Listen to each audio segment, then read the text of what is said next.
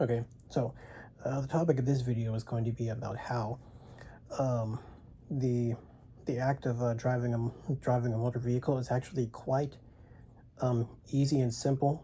I think like just about anyone can easily get the hang of it and everything, but it's due to the simple fact of a lot of people, a lot of other people out on the road and everything make it difficult and dangerous and everything. And that's basically what we're going to discuss today in this video. All right, so uh, driving a car driving a car is mechanically brain dead simple. Um, it's a gas pedal, a brake, and a steering wheel that literally that literally wants to go straight. Basically, a 16-year-old can master that physical act in an afternoon. Yet, merging onto the highway feels like navigating a war zone. Why? Because because driving isn't a test of coordination. It's a test of cooperation, and Americans are failing spectacularly at this. Uh, so to explain that if everyone just maintained a 2 second following distance and used their turn signals, traffic would vanish like full stop. The car does 90% of the heavy lifting, traction control, the ABS, steering. But the paradox here is that the simpler the machine gets, the more we treat the road like it's our living room, leading to complacency. Basically, we stop reading the road. So the core thesis is that danger isn't the road; it's the unpredictability. Uh, so for example, like the left lane camper, it forces people to pass on the right, which is dangerous and stuff. The polite breaker, the person who randomly slams on brakes to let someone in when they have the right of way. That's not kindness. It's unpredictable. It's unpredictable chaos that causes chain reaction myriads. And then also the me first merge, which is like treating a zipper merge like a race to the finish line, rather than a coordinated interlocking mechanism. Okay, and the license here is a joke. In Europe and Japan, getting a license costs thousands and takes months. Uh, in the U.S., the driving test is often a 10-minute loop around a parking lot. We treat driving as an American right, not the privileged, not the privileged, deadly, not the privileged, deadly responsibility that it is.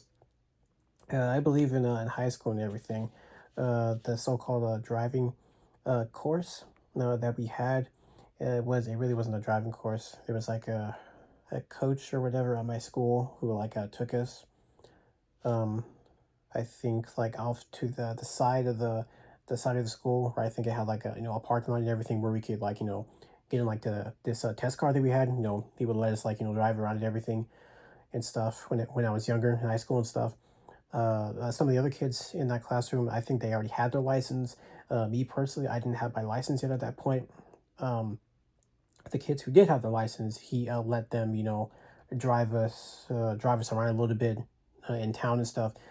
Me personally, if I remember correctly, I think he just let me drive around in circles in the parking lot. That was basically the most that I had most bit of driving that I got and stuff.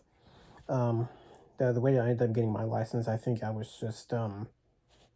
ended up going to the DMV and everything, and this nice lady there, she gave me a card for this nice older gentleman and everything who uh, taught me how to drive and everything. I was in the driver's seat. He was also in the passenger seat, and we practiced driving around and stuff.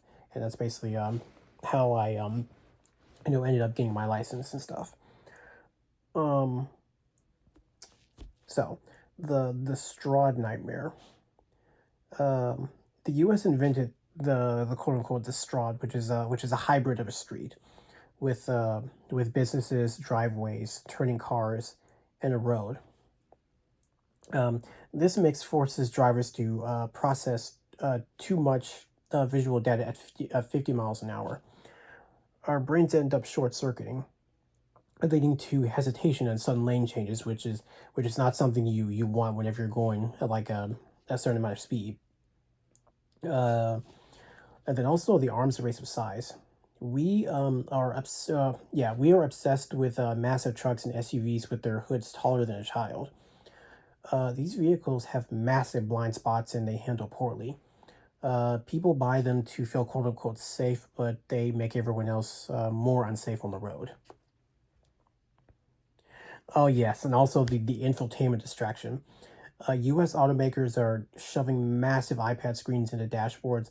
Now, me personally, I do kind of enjoy the infotainment systems because I'm a techie and everything, but I do understand where they're like coming from when they talk about these distinctions and how it's not and how it's like not good for us and everything. They tell us they want us to obviously stay off our phones and stuff, and then they are going and making the newer 2026 and on vehicles more computerized and everything. They're basically turning them into massive iPads on wheels and stuff. So yes, like when I said, the U.S. automakers are shoving massive iPad screens into dashboards. To turn on your heated seat, you have to navigate a menu. That's 3 seconds. Yeah, that's 3 seconds of looking away at 60 miles per hour, that's basically the length of a football field traveling blind. We are literally designing cars to be distracting, which is not good. It's not good. So to cite statistics, 90% of drivers believe they are above average, and the psychological shift here is that we are, pointing fingers at the quote unquote the other guy, but we are the other guy to we are the other guy to someone else, and the root cause is the lack of empathy. We don't see cars as human beings trying to get home to see their families. We just see them as obstacles blocking our personal trajectory. So the harsh truth to this is that we can fix the roads, we can build better bumpers, we can add more lanes, but it won't matter. Driving is simple, math is simple. Me personally, I don't like math and stuff and everything, but yeah, simple math like 2 plus 2 is 4 and stuff. Math is simple, but unfortunately, humans, we're egotistical. Until we accept that we are just as flawed as the person we're flipping off, we will keep sitting in phantom traffic jams, and dodging near misses. If we just put the phone down and use our blinkers, our blinkers that are literally, right there at our fingertips, and where we have both of our hands on the wheel, and just let people merge, it'll be better. It'll be better for all of us. It's truly not that hard. So, damn with this, I'd say, what is the worst driving habit that you see daily? I'd say to drop it in the comments, and let's see if your city is much worse than mine. All right, thanks for watching.